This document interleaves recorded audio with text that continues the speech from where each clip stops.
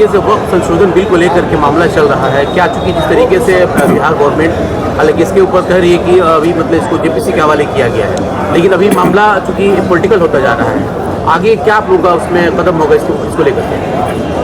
उसमें असल में इस बिल जो है इसकी दो बैसाखियाँ हैं, एक बैसाखी जेडीयू है, दूसरी टीडीपी है।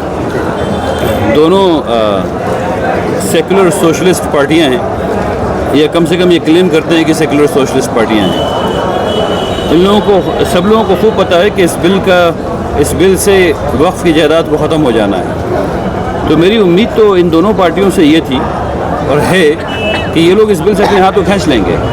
इस बिल से अपने हाथ को खींच लेने से इनको ना सेंटर में नुकसान है ना स्टेट में नुकसान है। तो मैं तो ऐसा समझता हूँ कि ये दोनों में से कोई एक पार्टी आवाम की हिफाजत के लिए, आवाम को जिस अमन और अमान से लोग हैं उसको रहने के लिए, इन दोनों में से किसी एक को ये फैसला ले लेना चाहिए। ये देर क्यों हो रही है मेरी समझ के बाहर है।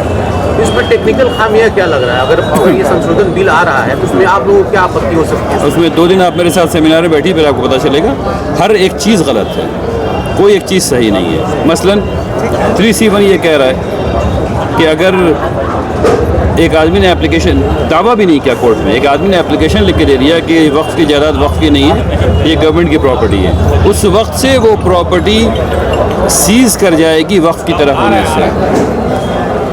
अब वो मस्जिद है, वो कब्रिस्तान है, वो स्कूल है, वो मेडिकल स्कूल है, वो कॉलेज है, अब वो सीज़ कर गया। अब आप उसमें ऑपरेशन कैसे करेंगे, आप काम कैसे करेंगे उसमें, ठीक है ना? तो अब ये लॉ एंड ऑर्डर सिचुएशन पैदा होगी कि नहीं होगी, ठीक है ना? मसलन ये कि आपने ये कह दिया कि 1963 का जो स्टैट्यूट्स ऑफ लिमिटेशन है वो ख़त्म हो जाएगा, तो हर वो आदमी जो 12 साल से ज़मीन को कब्ज़ा करके बैठा हुआ है वक्फ की, वो तो अचानक मालिक हो गया उस ज़मीन का। अचानक अगर 12 साल से वो वक्फ पे कब्ज़ा करके बैठा हुआ है तो ज़मीन वक्फ ही नहीं रही, अब उसकी हो गई, ठीक है ना? आपने ये कह दिया कि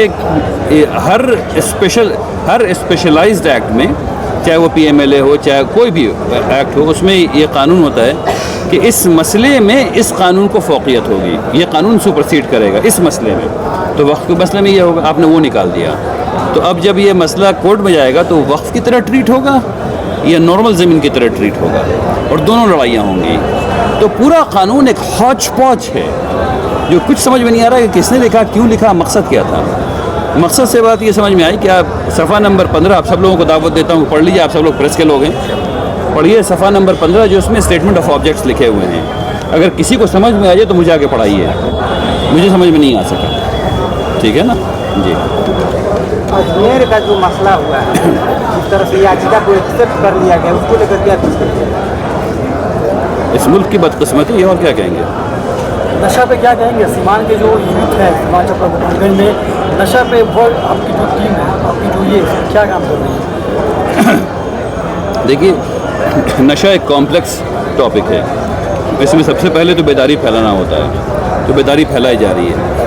उसके बाद नशा जो है वो सिर्फ कहने से नहीं छूटता, माहौल बनाना पड़ता है। जो आदमी उस नशे में लग गया है उसके माहौल को तब्दील करना पड़ता है अगर कामयाबी हासिल हो तो।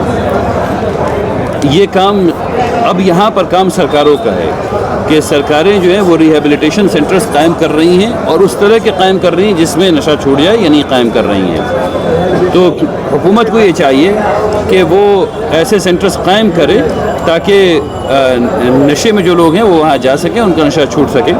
लेकिन जब तक कि वो कायम नहीं हो रहा है, मुआशरे के तौर पर भी हम लोगों के माहौल को तब्दील कर सकते हैं। मसलन ये कि आदमी अगर इस कमरे सिर्फ ये कर देना तो उसको ये समझा देना कि नशे से पहले अगर वो 3 गिलास पानी उसको पिला दिया जाए तो नशे की ख्वाहिश जो है वो कम हो जाती है। सिर्फ ये बात बता देना, इससे बेदारी फैल जाएगी।